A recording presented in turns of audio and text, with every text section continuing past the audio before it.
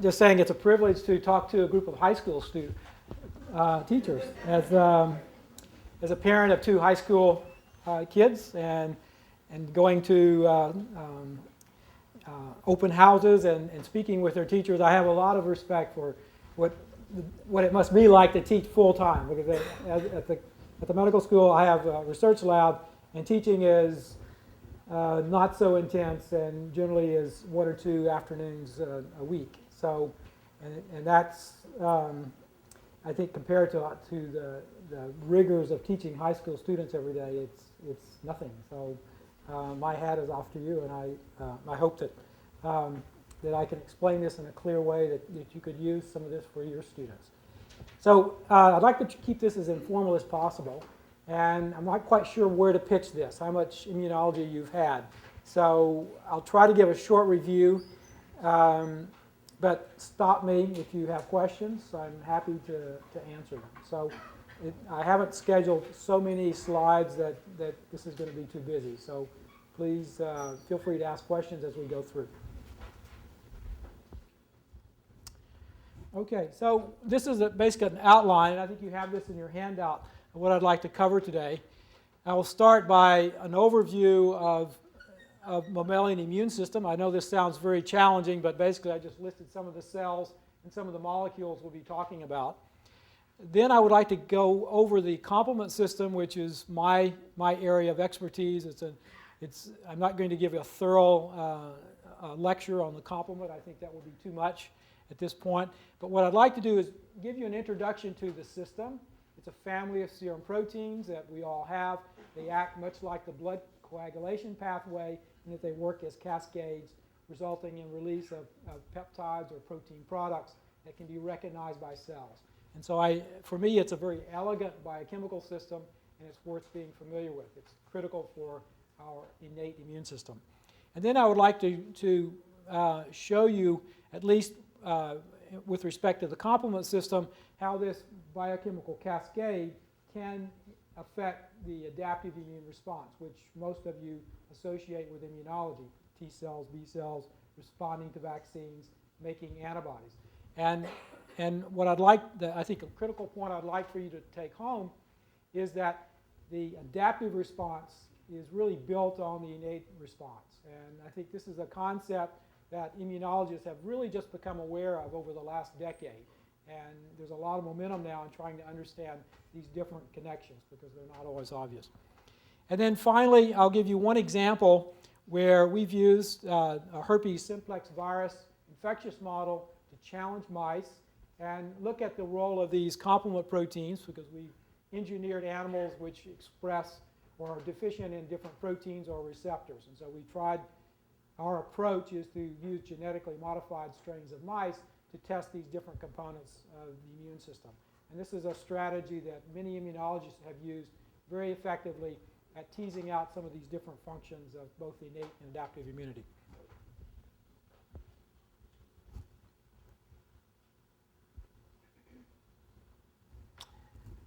Okay, this is a very busy slide, but basically I just wanted to give you a couple of definitions. One, my working definition of innate immunity: it represents the component of the immune system that is inherited, does not undergo somatic changes in response to pathogens, in contrast to adaptive immunity. It's characterized by an immediate response to microorganisms recognized via hardwired pattern recognition receptors, and serum proteins that identify PAMPs, or these are pathogen-associated molecular patterns, and you've probably come across this an acronym on a number of occasions, and they often bind at high affinity. And I would emphasize this affinity because there's a general notion, at least in the older textbooks, that the innate immune system is nonspecific, and you'll run across this in the literature, and this certainly is not the case. And that the innate immune system actually represents a very sophisticated family of proteins, cell surface receptors, and cells that have evolved to recognize these conserved pathogen antigens. So antigens that appear on the surface of pathogens, bacteria, viruses, protozoans, but not the host. And so I look at this as a very sophisticated system, not as it might be referred to in the literature. So some of the cells that are involved in the innate immune system, And these are cells that you come across as being involved in inflammation, because it's the innate immune system that really provides the effector stage of inflammation. Neutrophils, of course, these are basically the hallmark of an inflammation. You know, whenever you have an infection and it's swollen and you have pus, it's really the neutrophils that are mediating much of that reaction. Mast cells, I think probably all familiar with mast cells. These are the cells that release histamine in response to allergens. They're also very important in protecting us against bacterial infections. So although they're an annoyance for those of us who have allergies, they're a good thing to have in case of an infection. Yes. We speak of pathogens in general because they're the most heavily studied. What we're learning, and this is a concept that I won't go into much detail about, is that the innate immune system also recognizes certain self-antigens. And there's a concept called sterile inflammation, sterile meaning that pathogens are not involved, but the inflammatory process is activated. Arthritis is a good example. Rheumatoid arthritis is an example of inflammation ongoing in joints in the absence of pathogens. Many of the cells that are involved, neutrophils, mast cells, eosinophils, are active not only in these sterile events, and they're being activated by high-affinity antibodies, but they're also the same players that are involved in bacterial infections. So we see this same foundation, this innate immune system that acts both in so-called sterile events that attack self, as well as responses to pathogens. Exactly. That's a good example. We do have certain recognition proteins, the ABO blood group, for example. Mismatch of blood cells, although it doesn't happen very often, can be fatal. Organ transplant, that's a different situation. Organ transplants are more typically, blood groups have been typed very carefully because it's a much more major procedure, but there is a block between taking tissues from one individual and putting them into another individual because of these major antigen differences. And I won't go into those, but they're really, those responses are orchestrated by the lymphocytes, but it's the immune system, the innate immune system, that carries out that direction. And those are the cells that attack. If you get a heart transplant, those are the cells that attack the heart, blood vessels, and resulting in tissue destruction. Macrophages and monocytes, these are also major players in organ transplant rejection or in our quest to defend ourselves against microorganisms. Dendritic cells. Dendritic cells you'll read a lot about, especially since the last few years. These cells have been identified as the major cells that recognize foreign antigens and present them to T cells. And I'll come back to that later. Innate lymphocytes, this seems like almost a contrast in terms. We think of lymphocytes as being the hallmark of adaptive immunity, and I'll come to that in a moment. But there are populations of lymphocytes that are included in the innate category because their receptors are encoded basically in the germline. Germline meaning those receptors have evolved to recognize certain structures. They're inherited. They're not subject to change once the cell encounters a pathogen. So big difference between innate lymphocytes and adaptive responses. Humoral components, we'll talk about the complement system.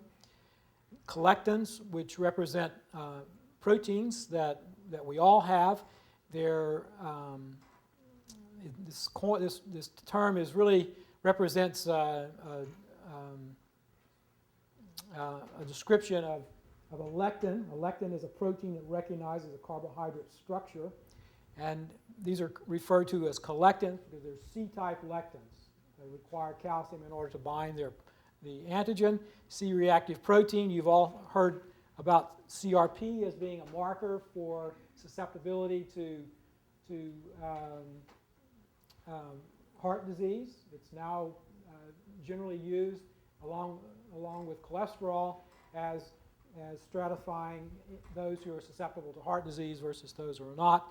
It turns out, though, that C-reactive protein is a very important player in our innate response to bacterial infection. So whether the two are linked or not is not entirely clear, but there's some evidence that bacterial infections or viral infections can promote the atherosclerosis that leads to heart disease. Natural antibody is it's a class of antibody that is derived from innate lymphocytes that recognizes many of the pathogens and certain self-antigens that the innate immune system responds to. So in contrast to innate immunity, we have adaptive immunity, and this is what most people focus on when they think of immunology. It's represented by lymphocytes. These are the cells that develop memory. They expand on contact with antigen. They can change their antigen specificity based on clonal selection by expanding to great numbers and then selecting clones, recognize the antigen with the highest affinity. There are two major subgroups of lymphocytes: B cells, called B cells because they come from the bone marrow, versus T cells, which come from the thymus. And maybe I'll stop there as far as subpopulations. Humoral components: when B cells get activated in the presence of T cells, they release antibody. There are 5 different isotypes. I've listed 4: IgG, IgM, IgA, and epsilon. Epsilon we rarely see in blood. Epsilon is the antibody that binds to mast cells and really is triggered primarily by allergic reactions. Ig alpha is the IgA is the form of immunoglobulin that's secreted on mucous surfaces. It lines our trachea, it lines our intestine, and provides a first line of defense against microorganisms. IgM, I've mentioned, can be either natural or can be secreted by early activated B cells. And then IgG, which is sort of the workhorse of immunoglobulin, the one we normally think about. It's bivalent and can develop into a high affinity binding with pathogens and has numerous effector functions. Okay, so the complement system, as I mentioned already, represents a collection or a family of serum proteins and cell surface receptors. It can be divided into 3 different pathways: the classical, lectin, or alternative. The lectin pathway is probably the oldest. It's triggered by collectins, as I mentioned already, or C-type lectins. Mannan-binding lectin is the major one. It recognizes conserved carbohydrate structures on pathogens, utilizes 2 components of the C4 and C2 that are also used by the classical pathway, resulting in activation of C3. So in today's talk, we're really focusing more on the classical pathway, so I won't go into these in any detail, but bear in mind the classical pathway is activated by, Sorry, the lectin pathway being oldest, you mean phylogenetically? Right. There are carbohydrate recognition domains that are conserved as far down as insects. Insects, as you know, also have primitive or not so primitive immune systems that allows them to recognize pathogens because they're also trying to defend themselves against fungal and bacterial infections. So these carbohydrate recognition domains are evolutionary, very old. Natural IgM has similar specificities, but not quite. So the overlap, I think, there is some overlap, but obviously we've evolved to have both the specific recognition by natural antibody as well as these lectins. In the classical pathway, the endpoint is recognition or activation of complement C3. This is the central component, and as I'll show you in a moment, most of the receptors that we're familiar with recognize split products or activation products of the C3 protein, resulting in downstream effector functions. So what happens when you activate complement? How is this important? One, there are small peptides that are released, such as C3a and C5a. These can act directly on endothelium to cause contraction of the endothelial cells that allows leakage of fluid or exudate into the tissues. So this would result in the swelling that accompanies inflammation. They also can act directly on neutrophils to activate the cells to allow them to home to the site. C3 can tag antigen directly and serve as a ligand for these macrophages or phagocytic cells that have specific receptors, resulting in scavenging and removal of the pathogen. Or complement can assemble within the membrane of the pathogen, resulting in direct lysis. So this is a diagram of the basic structure of colectin, or mannan-binding lectin. It has 6 of these carbohydrate recognition domains, which are represented by these round circles. These are attached to so-called collagen stalks to form this intricate molecule that co-circulates with 2 serine proteases referred to as MASP1 and MASP2. So that's mannan-associated serine protease. They're very specific. MASP1 can activate MASP2, and MASP2 can activate complement C4, which starts the cascade. Interestingly, C1q, which belongs to the classical pathway, looks very similar to this structurally and forms these tulip-like structures.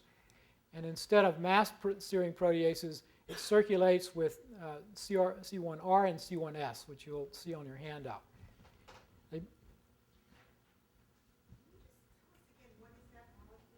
Okay. So the diagram I was showing you represents the structure of mannan-binding lectin. And it circulates with 2 enzymes, MASP1 and MASP2, that when they become activated, they cleave complement C4 and C2. So that acts on another set of enzymes, and so that results in this cascade effect, like blood coagulation. There's one enzyme, something triggers a pathway, that activates a proenzyme, which then becomes active, that cleaves another protein, resulting in this downstream effect. And it's characteristic of both the classical, the lectin, and the alternative pathways. C1q, which is the recognition protein in the classical pathway, looks very similar to MBL. So no doubt they co-evolved, or evolved from the same basic structure.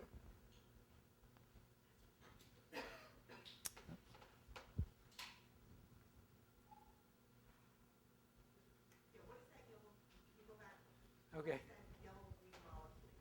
So this is called mannan-binding lectin, or MBL for short.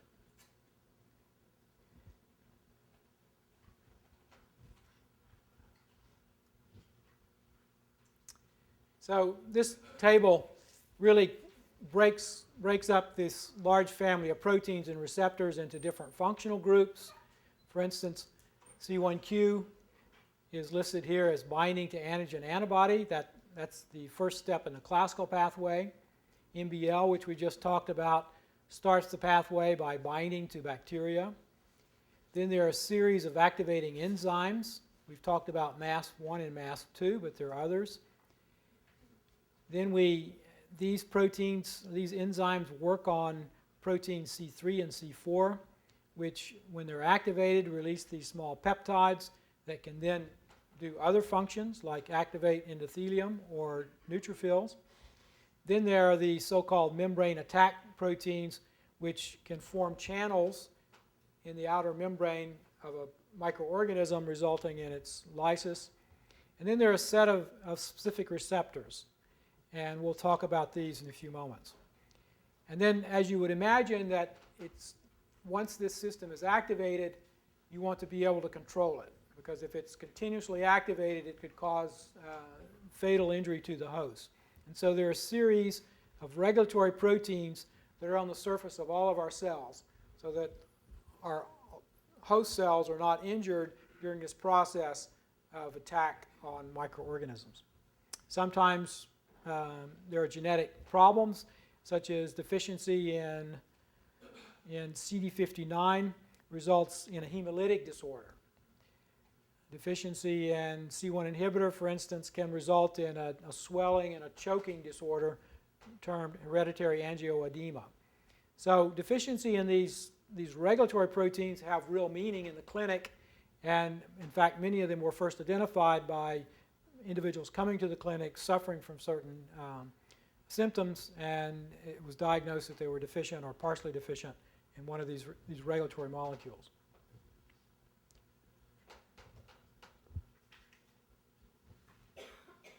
So how does this work?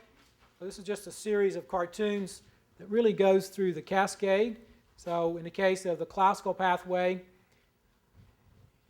C1q, which looks very similar to the mannan-binding lectin, which is activated by antibody bound to a microorganism. This then activates this cascade of C1, which cleaves complement C4. This then serves as an acceptor for another serum protein called C2. These two together form a catalytic complex called C3 convertase. So one of these complexes of C4 and C2 can cleave up to 1,000 different molecules of C3. And that's the power of having a cascade type system, where one enzyme can activate a lot of different substrates. In this case, it's C3. C3, as I mentioned, is the central component, and there are many receptors for these different products of C3 as it gets activated. So one important feature of this system is that two of the proteins, C3 and C4, the two that get activated by these enzymes that we mentioned, contain a thioester. Have any of you heard of a thioester? It's a novel bond that's fairly uncommon. There's only one other protein known, at least among mammals, that have this feature. A thioester is much like ATP. It's an energy-rich bond that when it breaks, it gives off energy. So it's like a spring that's coiled and ready to go. And it's formed between side chains of two amino acids that sit in a very protected area of the protein.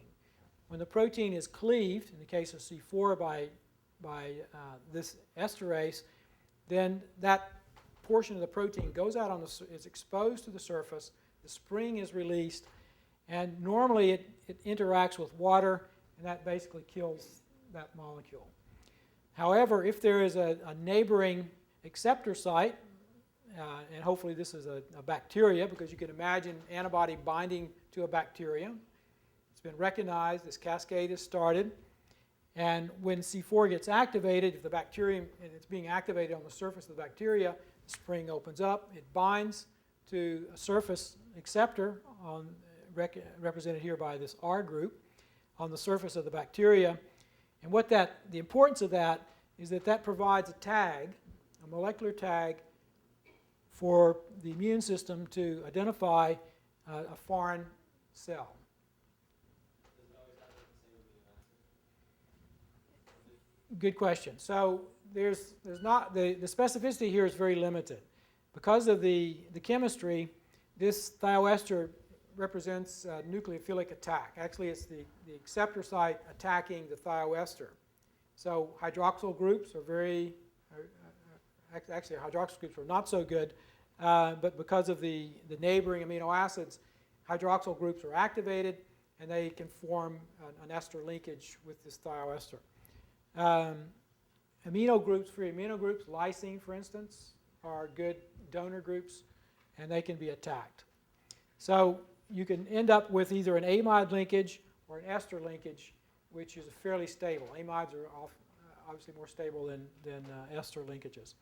But the importance is that this is something that provides a molecular tag for the immune system to recognize that antigen. And this is a key event that I'll come back to later that really provides the link between the innate system, in this case the complement system, and B lymphocytes, which represent the adaptive system. And this provides a mechanism for B cells to know this is an antigen that they need to respond to. And this has a very potent adjuvant effect. And there are now companies, at least one company has vaccines in trial that are based on this novel molecular tag, and it's referred to as a molecular adjuvant. And you'll see the importance of that in a few minutes. So these are some of the complement receptors. I won't go through all of them. I will point out two of them that we'll be discussing in detail. The complement receptor 1. Complement receptor 1 is found on all human red cells. It provides a very convenient mechanism for removing immune complexes. It's also found on macrophages, B cells, and follicular dendritic cells, cells that we'll be discussing shortly. a similar receptor called CR2, which is similar in the sense that it's structurally similar and recognizes some of the same fragments of C3, is more restricted in its expression and primarily found on B cells and FDCs. And so this is very interesting to us because this is the receptor and these are the fragments that really link these two pathways. And this is the, but it's this covalent attachment of C3 and C4 to the antigen that really provides this link. Is that clear? Because that's really the lead to what I'm going to spend the next 20 minutes talking about. This is a very, it's non-specific in the sense that this spring just goes off and paints anything that it lands on.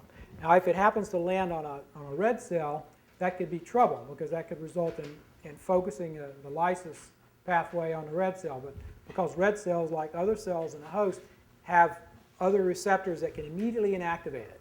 But bacteria don't. So it lands on a bacteria. Bacteria can't shut it off, and it remains.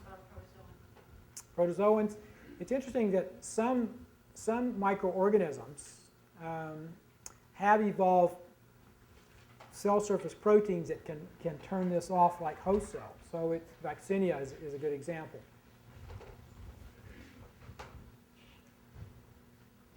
So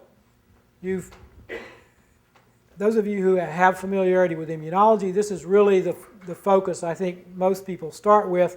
B cells and T cells. We know B cells make antibody. T cells can direct attack on host tissues. They're the major cell type that's involved in graft rejection, although B cells that make antibody also are critical in rejecting grafts.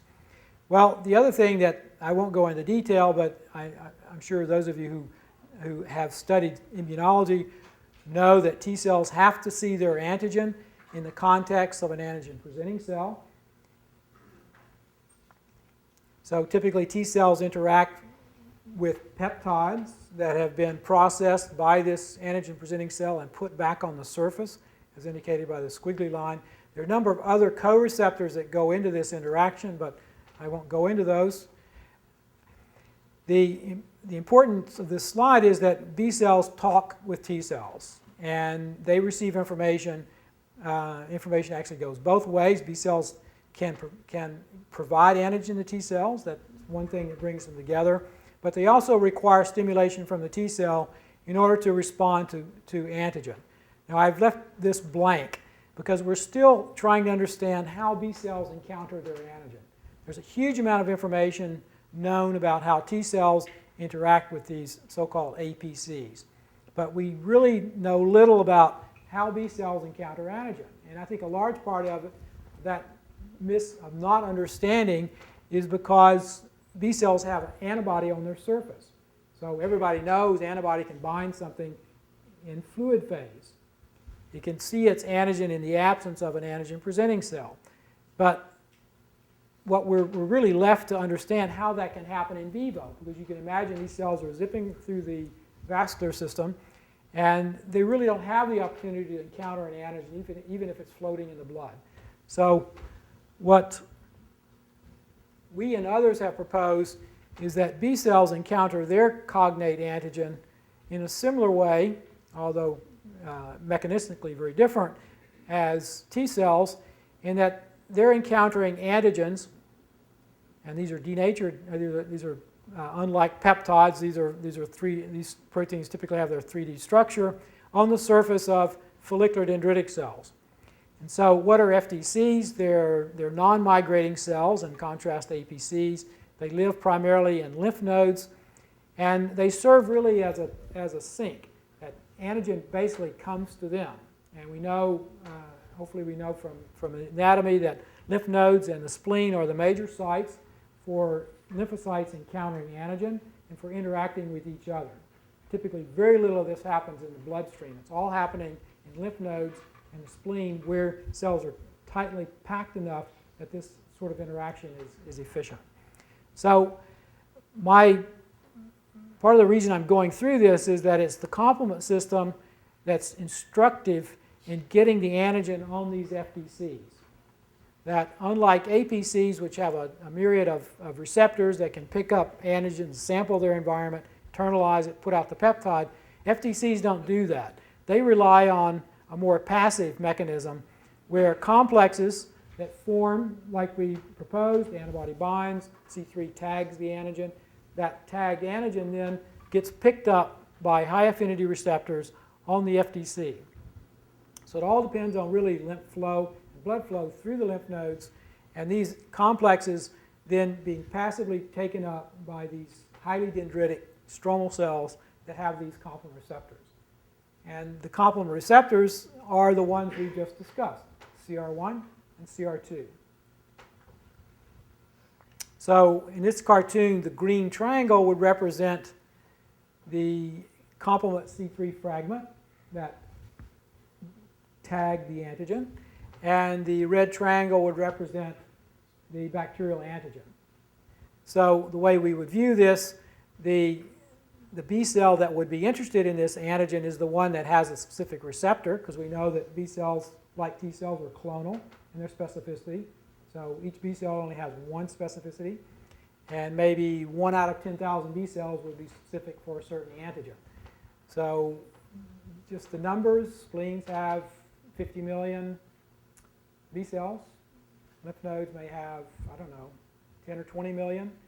So if 1 out of 10,000 is specific for a particular antigen, and who's the mathematician? 10 to the 5 from 10 to the 7, so maybe 1 out of maybe 200 to 1,000 B cells in a spleen out of 5 times 10 to the 7 would actually have that particular specificity. Not very many. So it really requires this packed environment. It also means that that interaction with the antigen has to be really efficient. And that's why the notion that B cells just pick up antigen in the environment really is not true. It can't be true. It would be so inefficient. It wouldn't work. It would be highly unlikely. And because, I don't know if any of you have seen these intravital microscopy movies of lymphocytes flowing through the vessels, but the speed is tremendous. It's like driving, it would be even 10 times more than going down the Mass Pike and picking up I don't know, picking something off the road as you're going 100 miles down the highway. It just wouldn't happen. So, but what happens is B cells don't spend their life in the circulation. They enter in the lymph nodes or in the spleen, and there they slow down, they come to a stop. And when they're stopped, or they're in constant motion, but they're certainly going slower, it's during that event that then they have a chance, because they're always bumping and encountering and moving around, and these movies are exquisite, and these cells are designed to be motile, but they're not so fast that they wouldn't have a chance to encounter the antigen on these stromal cells. So that's my main point here, is that B cells, like T cells, prefer to have antigen given to them. It's not processed antigen, it's sitting on the surface of this dendritic cell. But that happens after the clonal selection. This would happen first. And I have a cartoon that sort of goes through that clonal selection event, if you'll bear with me. So, but this was meant just to make the point that one of the ways B cells sees antigen is through the innate immune system tagging it, and then that tagged antigen being held on this so-called depot for encounter. So this is a little busy, but basically what I want you to focus on is that over the last decade it's been learned that the innate immune system is required to activate T cells. That's through the dendritic cell.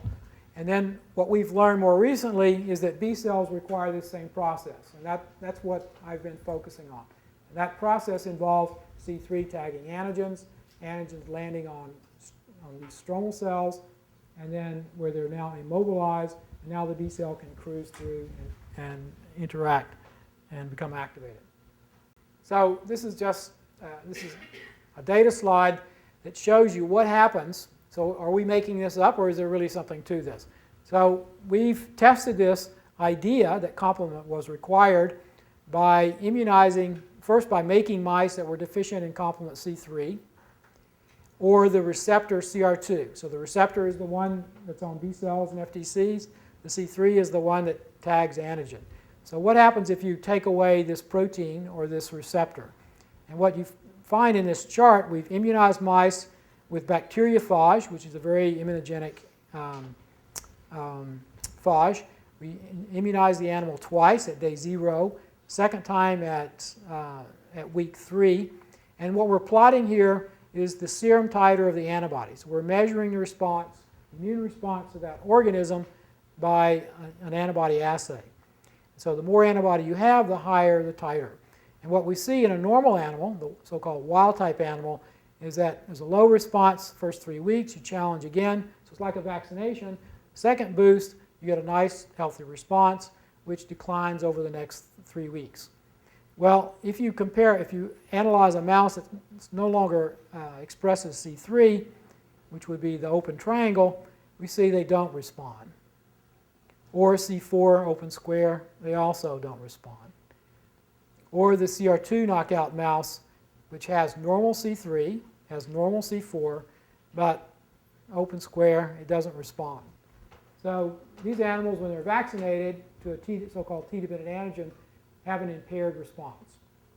So it's this kind of evidence that gives us more confidence that this argument that complement is important in tagging antigens has some substance. So this is another way to illustrate this concept. Antibody recognizes the antigen, AG, that activates complement, C1, C4, and C2, which activates C3. C3 gets activated, forms this covalent bond with the antigen. In this case, this would represent an ester linkage. So now we've tagged the antigen with a fragment of C3. So why is that? The importance of that, the functional importance, is because there are these two receptors that we discussed, CR1 and CR2, which can recognize this specific piece of C3. And the nomenclature is a little awkward. We talk about C3b, IC3b, C3d, but basically they represent the same core fragment of C3, but it's a different breakdown product. You know that when you add an enzyme to a substrate, if there are multiple sites that the enzyme can work at, then you'll get sort of a regulated breakdown of the protein. And this is what happens with complement C3. But the important thing is the piece that has the final ligand for CR2, the C3d element, is stable even in the presence of these regulating enzymes. So we still maintain this tag coupled to the antigen. So that when the antigen and the protein tag are identified by the CR1 or CR2 receptors, then they bind and attach to either the B cell or FDC. So here's an example. So two ways that complement can, by tagging antigen, can enhance the antibody response. One is by acting directly on the B cell. So this diagram represents the antigen receptor called BCR, or B cell receptor. As we learned earlier, B cells have basically it's an antibody molecule that's sitting in the membrane of the B cell, and that marks the specificity of that particular lymphocyte.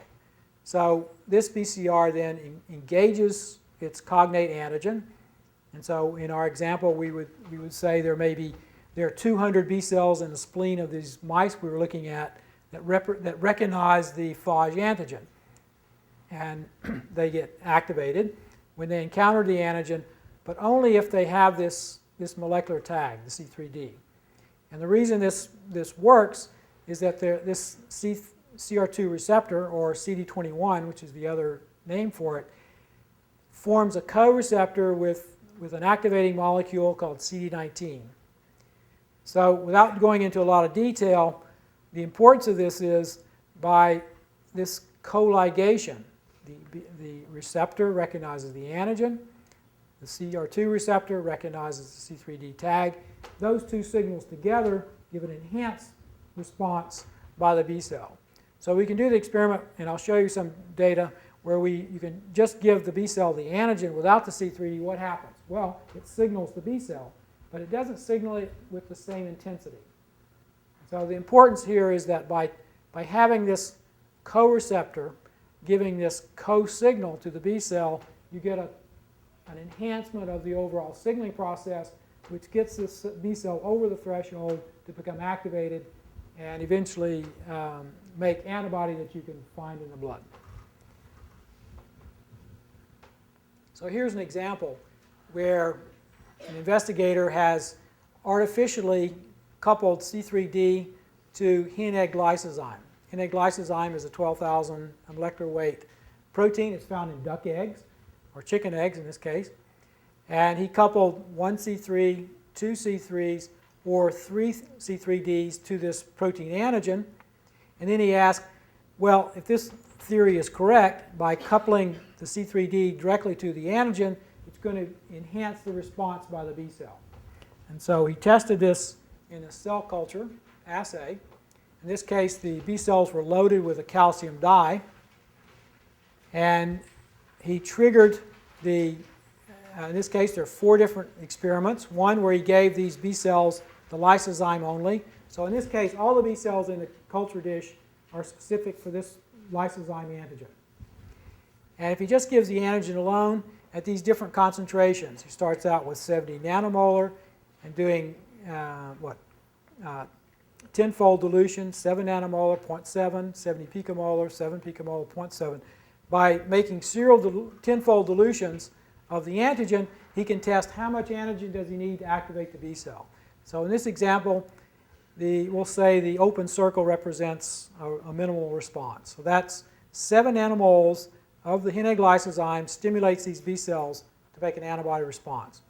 Now if he puts one C3D molecule on, now he finds that the open triangle, 0.7 nanomolars, is enough. So he's reduced the amount of antigen required to activate these cells by 10-fold.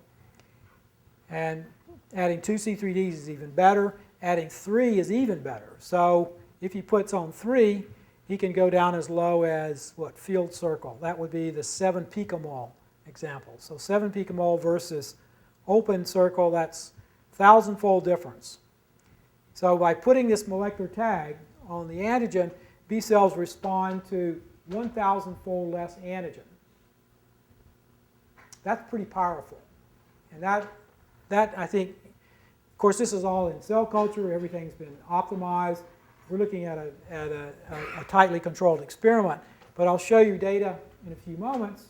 And I think we saw some evidence already that just by immunizing animals that have C3 or don't have C3, we see that C3 has a major effect on whether these cells get activated and make antibody or they fail to respond. So one way that complement enhances responses is through this co-receptor and directly enhances the response of the cognate B cell. Cognate means it's recognizing the specific antigen. So the other way it does it is by retaining antigen on the surface of these follicular dendritic cells. So this was the example we started out with. We argue that B cells encounter antigen only when it's located on the surface of these follicular dendritic cells, and it's located there primarily through these complement receptors. So we've performed experiments where we've taken mice that are deficient in this other major receptor, Fc receptor, and we find that binding of the antigen is similar whether you have this receptor or not. So in our hands, the complement receptor is the major receptor for retaining the antigen. And I'll just show you some evidence of that. This is a cartoon taken from the Janeway text that gives you an example of the spleen, which is the site where many of these interactions are occurring. You know that, as we've discussed, that antibody, the encounters of B cells and T cells with antigen occurs either in the spleen or in lymph nodes. In the spleen, there are these specialized structures referred to as the white pulp. The rest of the spleen, we know the spleen is a reservoir for red cells, so it's this big floppy organ that's stuffed full of red cells, but within that are these so-called white pulp areas that represent clusters of lymphocytes. B cells, T cells, dendritic cells, these follicular dendritic cells. So these are sites that are very rich for lymphocytes, therefore they're referred to as the white pulp. This is a cross section, this would be a side section, and basically what happens is that T cells coming through the circulation recognize these small vessels, their recognition signals on the surface, of the endothelium that tells them where they are. They crawl out and pile up around, they're shown in blue here, pile up around the extracellular region, or the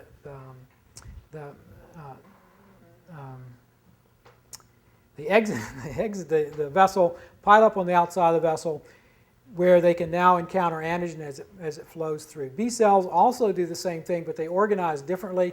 They organize on even more distal from the vessel, so that when you make a cross section, it looks like this. T cells are in the blue area, B cells are in the yellow area, and this germinal center would represent where B cells are activated and are undergoing cell division in response to encounter of the antigen. So,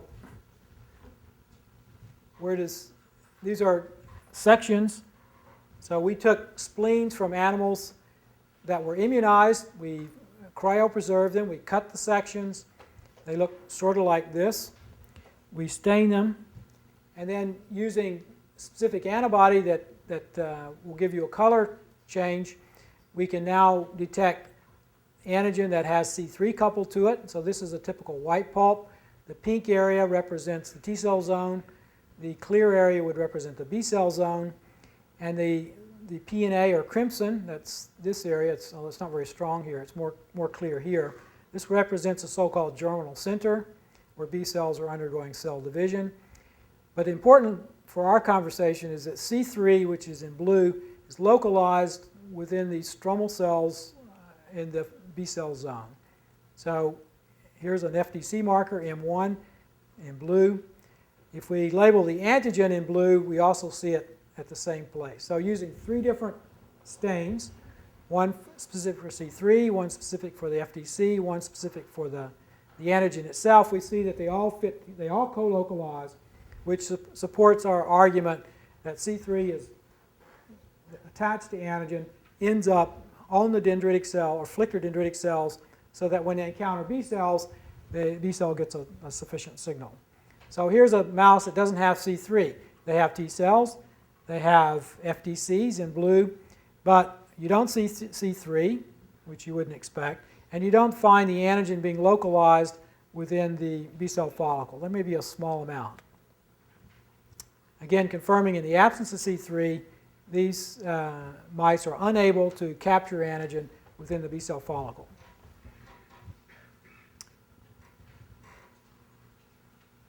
So I've showed you one example where B cells were stimulated directly with C3 coupled to antigen. Here's the in vivo correlate of that experiment. So in this case, they've titrated the amount of antigen, either antigen alone. They start out with 500 picomoles, and that gives a primary and then a secondary response, represented here. If they add one C3D molecule, actually 2 C3Ds, then 5 picomoles is enough to give a robust response, so a 100-fold improvement. Or if they add 3 C3Ds, then they find, 5 picomoles gives even a more robust response. And they can titrate that down as low as 0.05 picomoles compared to 500 picomoles of antigen alone. Just, again, another example that in vivo, just injecting this fusion protein in the mouse by coupling C3D, as much as 10,000-fold less antigen is required to induce a strong response. So for me, this would represent a potent adjuvant. So when we go to get our vaccinations this fall, if they were handing out an influenza vaccine that had C3D attached to it, I would go for that one, because that would give you a much stronger protection based on these types of experiments. So I think, given the time, I'll conclude with this cartoon that summarizes some of these concepts I've argued. So B cells come out of the bone marrow, they mature, they're found primarily in the spleen and in lymph nodes. They're also in circulation, but typically they home to these lymphoid compartments. They have an antigen receptor, they have a complement receptor, and they have other co-receptors. And on engagement of antigen, typically antigen held by FDCs. They become activated. This is a tightly controlled process, as you would imagine. You don't want your B cells responding to any antigen present, and because you only have so many, and you have to conserve. Nature is very conservative. So in order to tightly regulate this, typically B cells have to get a strong enough signal to get over this threshold of activation to undergo expansion. And by having this signal through the complement ligand, illustrated in green, this results in activation of the cell. The B cell undergoes expansion, and a certain frequency, a certain percentage of these cells then begin to make IgM antibodies. That will be the primary response. Other daughter cells from this interaction, and of course, in many cases, the T cells are required to provide help.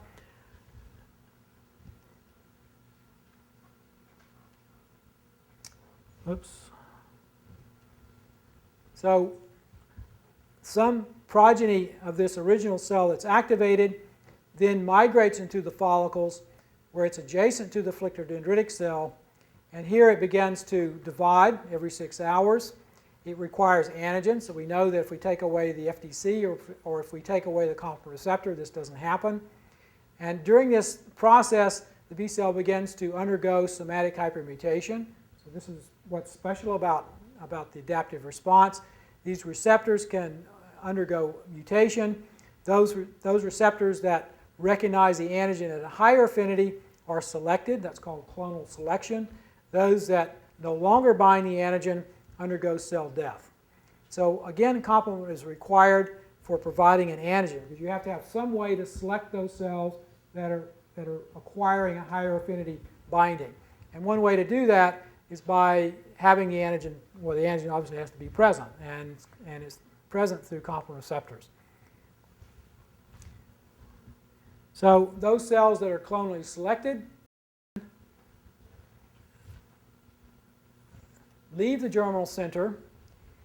They can either go through multiple rounds of clonal selection to gain a higher affinity interaction. Some go to the bone marrow where they become plasma cells or effector cells. So these are the cells that are making the antibody that protects us against a flu infection, for instance. Or these are the cells that are making the antibody that I was measuring in these experimental mice. Some of these progeny become memory cells, and it's not quite clear how this decision is made, but these cells remain in the lymph nodes. So now they've acquired a relatively high affinity receptor. They've changed the isotype of the receptor. Their other signaling events have changed, so that now you have so-called memory cells. So when these cells encounter antigen, they expand much more rapidly, and they release a higher affinity antibody. So this would take a lot less time than in this initial response where the naive cell has to get activated, has to expand, has to acquire this high affinity. These memory cells already have the high affinity, and it's this memory compartment that we strive for when you go and have a vaccination, because these are the cells that are going to protect you against further encounter with the microorganism. So in summary, like the T cell compartment, the B cell compartment relies on instruction from the innate immune system. I presented the view that complement provides a great enhancement of this response through either co-receptor signaling.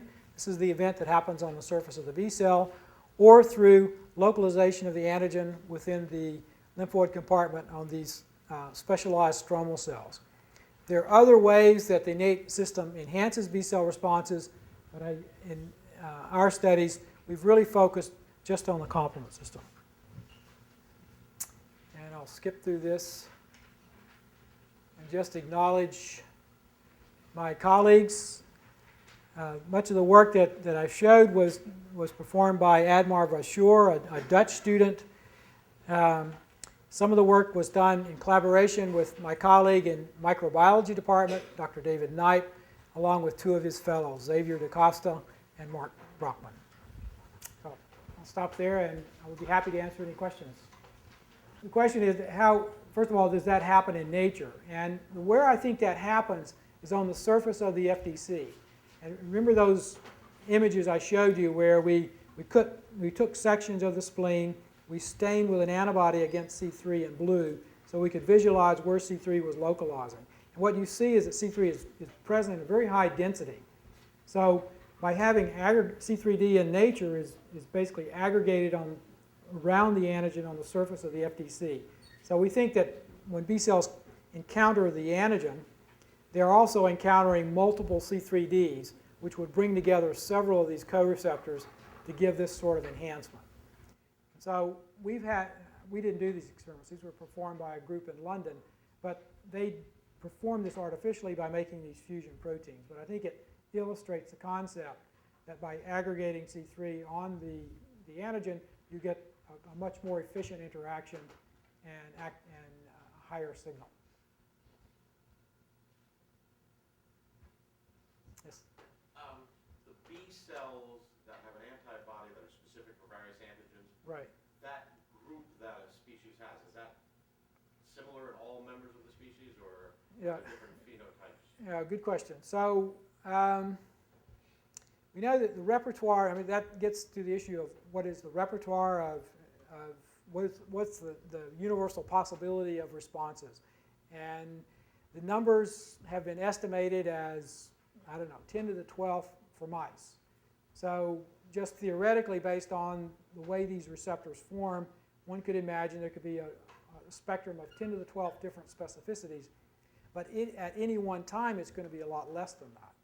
So among different strains of mice, they pretty much all have the same capability. It's just at any one time, though, you're only going to have because your B cells are turning over. They're only living for probably a few months. And so depending on whether, unless they're memory cells can putatively live forever, at least relative to the lifespan of the mouse. So among mice and among humans, most of us have a similar capability of responding to a huge universe of antigens. I don't know what they were thinking, but if from my point of view, I would think it would have a greater impact on the innate immune system. Because the innate immune system really doesn't have this flexibility to undergo somatic hypermutation like we were talking about in clonal selection. It can't expand the way 100-fold, 1,000-fold the way lymphocytes can. The innate immune system is basically stuck with what you get from your parents, really. And so if one of your parents is deficient in one of these critical innate cells, then you have a hole in your innate immune system. And we know that our response or our capability of responding to pathogens really depends on the innate immune system as well as the lymphocytes. So it's more likely that this limitation is due to what you inherit in innate components, not the lymphocytes. So this would be another reason why closely related Right. people or whatever. Right. So if you want to find genetic immune deficiencies, you go to highly inbred populations like Iceland or the Dutch community in Pennsylvania, places where at least people have remained local for a long period of time. So you're more likely to find homozygous alleles at these critical loci. Yes? Yeah, you said that the innate immune system recognizes certain patterns on various pathogens. Right. Do they have any idea what those patterns are? A number of them have been identified. And for mannan-binding lectin, for instance, which was one of our examples, because it recognizes sugar residues, chemists have tested this by using sensitive assays for measuring the affinity of the binding.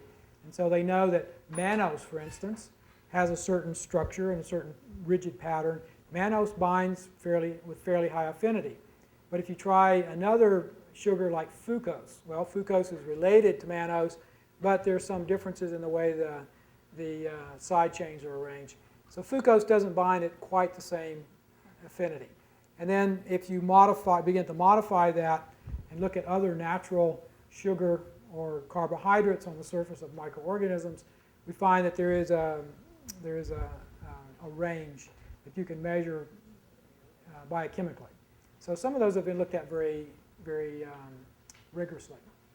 much in the way that people have looked at antibody affinity to antigens using biochemical techniques. Thank you, Dr. Carroll. Okay.